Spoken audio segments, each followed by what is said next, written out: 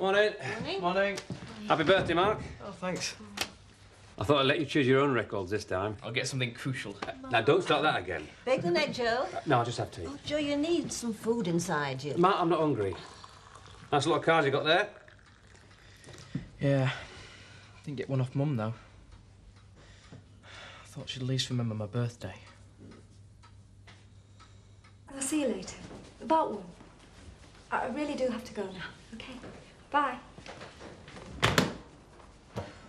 Charlie. Yeah. He wanted to come round here. So you're going to tell him? Oh, if I can keep my nerve. You still want to break it off with him? Oh, yeah. Trouble is, he's so persuasive. And I'm a bit worried about his reaction. All go up the village hall, Amos. Getting ready for the concert, I suppose. With great personal heroism, Mr. Frank Tate, Beckendale's leading landowner and entrepreneur, carried Amos Brayley to safety. Defying danger to his own life and limb, Mr. Tate descended into the bowels of the Woolpack cellar where the hostelry's beloved landlord had been abandoned. Would you like a cup of tea, Amos? I'd be very grateful if you'd kindly refrain from interrupting my train of thought, Mr. Wilkes. I were going to include a reference to Mr. Henry Wilkes' callousness in abandoning his long-life partner, but I've deleted that passage for your sake, Mr. Wilkes. Amos, we must talk about your decision properly. Do you really mean to retire? Excuse me, Mr. Wilkes, I must finish this article in time for my deadline. Well, here goes. Good luck, Dolly. Thanks. Good luck. What's that for? Women's talk, Frank, you wouldn't understand. Bye. You're looking very pleased with yourself. I am. I've just had a call from the council. They'll be taking steps to make sure that those lorries don't use the village as a rat run. Oh, that was quick. Ah, well. Pulled a few strings, didn't I? Ah, tape machine goes into action, does it? One haulage company's getting a bad name. You ought to tell Amos Brayley what you've done. I'm not so sure. I don't think I could stand any more gratitude. But you were wonderful, Frank. I mean, you rescued him in his direst hour of need, as the bells were tolling out his final minutes. Now, don't you start. Oh, my hero. You just don't care, do you, Dad? I mean, look what happened last week. Suppose the police had caught you with Mark. Well, what would they have done to him? Oh, wait, stop going on about it. Nothing happened. Yeah, but it could have done, couldn't it? We're accessories in a crime, protecting a wanted man on the run. Look, I went out for a breath of fresh air, all right? I mean, it's like being a prisoner in here. Well, why didn't you go then? Just go back to Germany. There's no point in you staying here, Dad. You're never going to see Mum. Is that what you want? Yes. I'm fed up of lying to everybody. I lie awake at night worrying about you getting caught, worrying about Mum. I just want you to go. What about you, Mark? Oh, I don't know. And then there's Joe. I mean, at the moment, he needs all the support we can give him. We're spending most of our time deceiving him. I hate it. All right, Rachel, all right. I'll think about it. Oh, come on, Ma, let's go. Yeah, all right. You've forgotten, haven't you, Dad? What? It's my birthday. Oh, I'm sorry, son. Of course it is. Happy birthday, son. Joe didn't forget.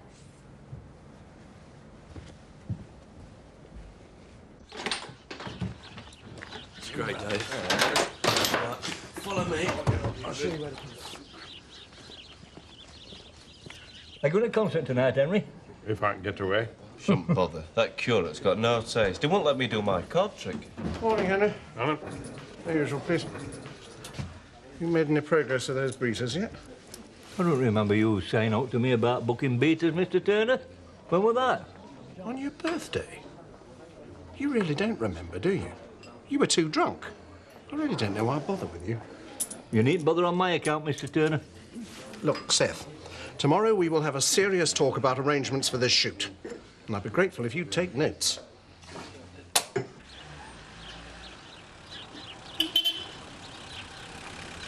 Stephen, great. Beginning to think you weren't going to make it. Thank you.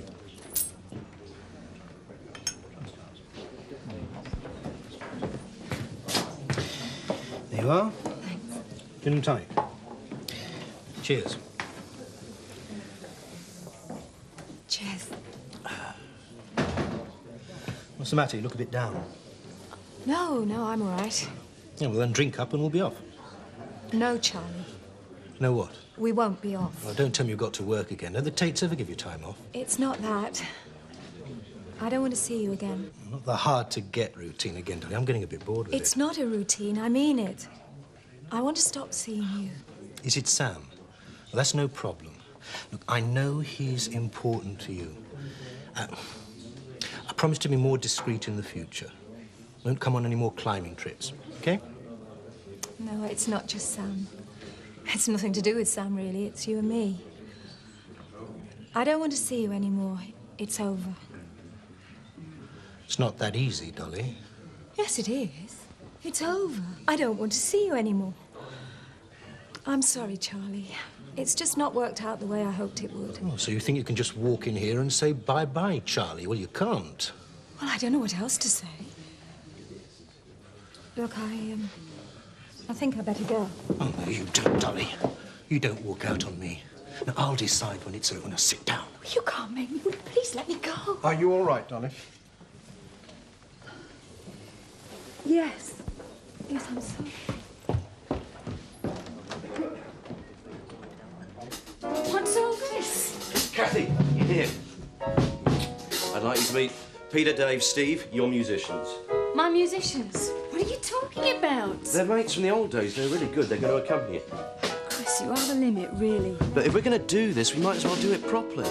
But come on, just a quick rehearsal. They know the music. We've been practicing all day. Oh, look, come on, everyone's looking forward to it. You don't want to let them down, do you?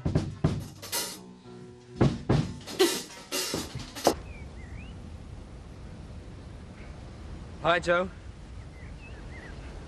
Hello. It's beautiful, isn't it? What's up? How's Rachel and Mark? As you'd expect, really.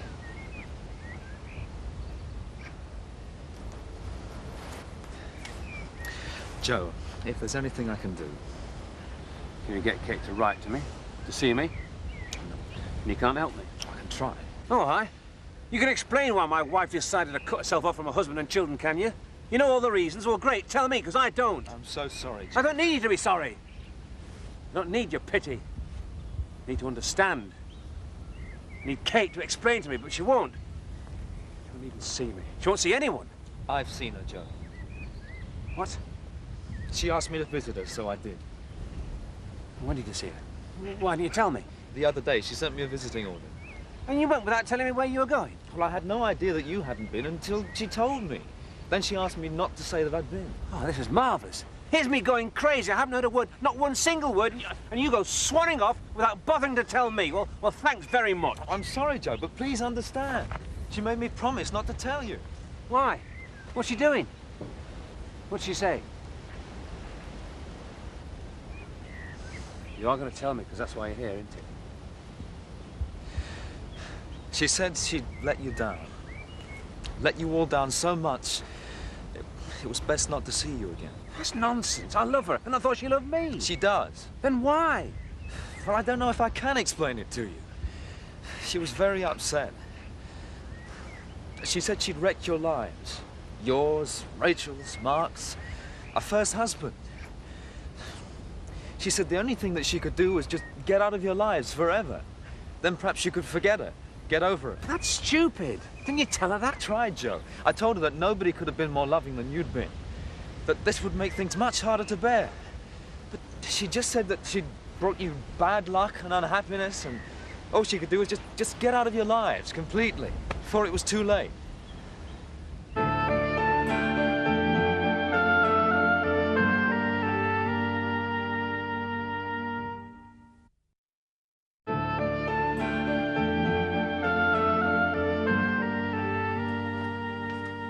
Wish you'd come, Joe. But take you out of yourself. I don't feel like it, Mark, OK? I know it's difficult, love, but you might make the effort. Why? When all this started, I was so proud of you. You were so strong. You kept us all going, even me. Now you just seem to have given up. I don't know what else to do. What do you suggest to do? I can't tell you that, lad, but I do know this. If you carry on like this, indulging in self-pity... Ma, yes, it's not... self-pity, you are no good to anybody. No good to Rachel and Mark, no good to yourself. You've got to pull yourself together. You coming, Joe? No, I don't feel like it. You'll be best off without me. But it's Mum's concert. She helped plan it. Yeah, I know, Mark. It might just be too much for me, OK? Come on, we best get going. Think about it, Joe. It's up to you. You can't carry on like this. This all looks very impressive. I didn't realise the village hall had so much equipment. No, it hasn't. I got it in. Well, I'll say one thing for you. You are never afraid to go over the top. Is that what you want to say? Can you see? Yeah. Won't be long now. Hello, Dolly. Sam? Nice to see you again. Charlie, what are you doing here? I've come to see the concert, Dolly, if that's all right with you. Dolly, get me a seat. Thank you, my dear.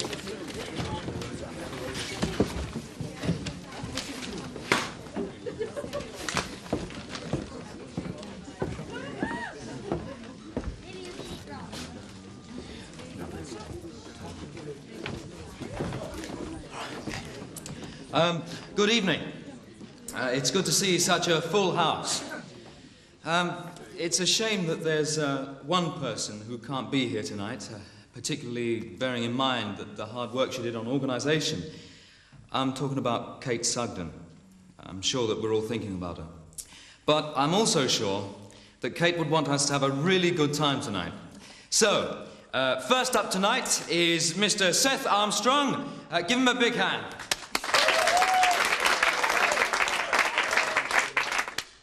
Get on with it, man.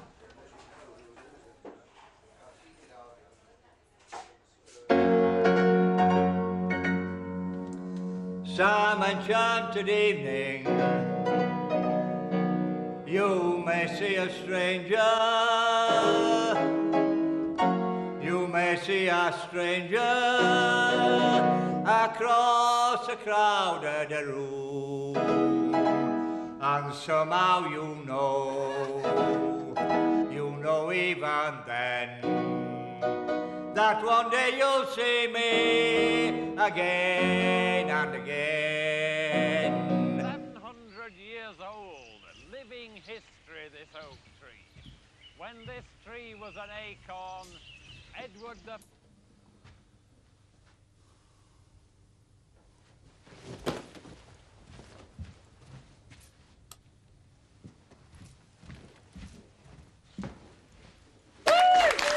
Thank you very much, Mr. Seth Armstrong. Right, ladies and gentlemen, I don't need to tell you that it takes a lot of courage to get up here and do your bit. And this next act is the bravest person that I know. And believe me, I know because I heard him rehearsing. Ladies and gentlemen, Mr. Bill Middleton. Thank you. Thank you, Tony. It's nice, Tony. He reminds me of a fella I once knew. We went to the doctor's. He says, "Doctor, I've swallowed a clarinet." The doctor says, "You swallowed a clarinet? That's amazing. What a girl in here this morning, she swallowed a mouth organ." He says, "Oh, that was harmonica." That was harmonica.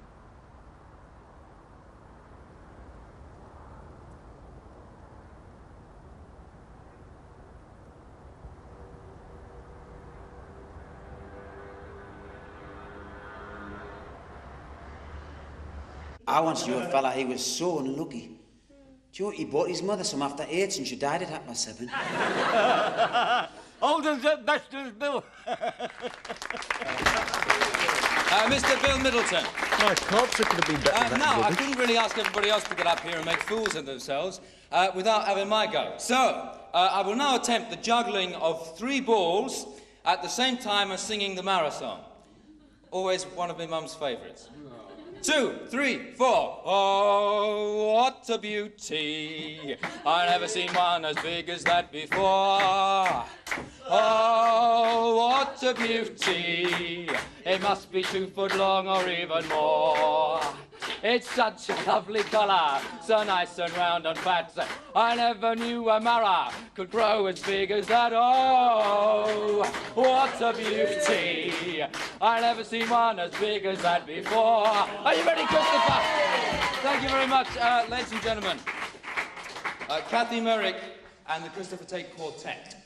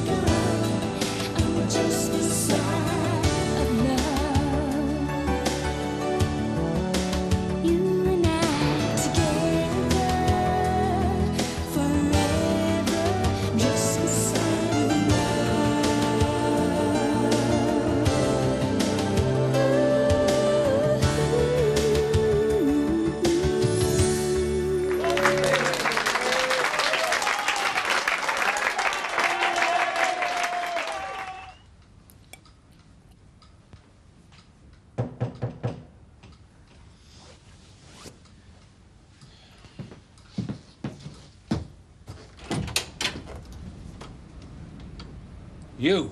Well, Joe, I don't want to fight. Just want to talk. I'll go now if I were you before I call the police. Oh, come on. I don't mean you any harm, anybody. Just want to talk. 2 minutes and I'll go. I've got nothing to say to you. Well, maybe not. There's just a few things I need to say to you. Come on. I have no weapons, nothing. All right. But the first sign of any trouble, I'm calling the police.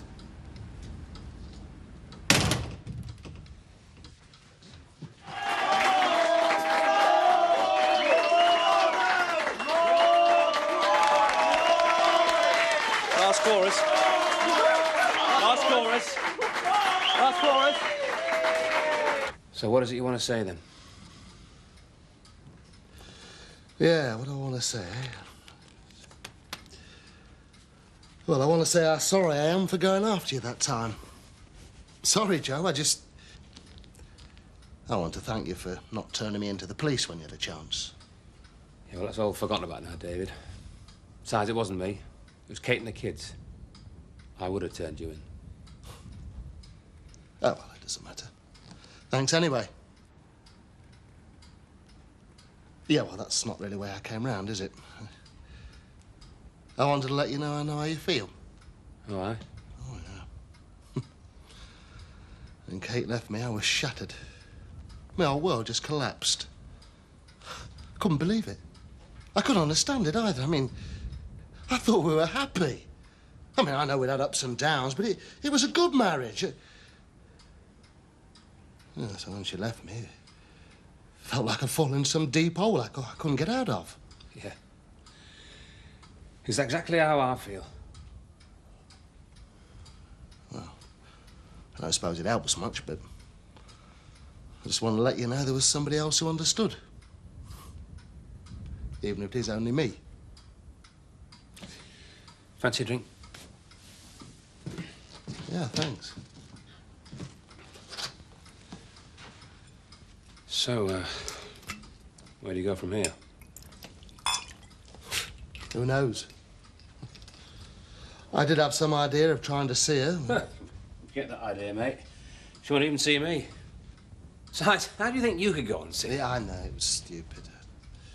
I just read all that stuff in the newspapers about Rachel and lost my head. I'm straight across here without thinking it through. What about you? What are you going to do? Well, I'll keep writing to her. Keep hoping she'll see me. What else can I do? Nothing. Just keep standing by her and looking after the kids. You've been a much better father to them than I ever was. Yeah, well, they do mean a lot to me, you know that. Yeah, I know. You remembered Mark's birthday. More than I did. Well, he's a good kid. Hey, how do you know that? Do they know you're here? Yeah, well, they've been looking after me. Look, I'm sorry, Joe. I didn't mean to let you know. But why didn't they tell me? I thought they trusted me. Don't be angry with them. It's my fault. They wanted to tell you. I stopped them. They're very loyal. Especially Rachel. She thinks much more of you than she does of me.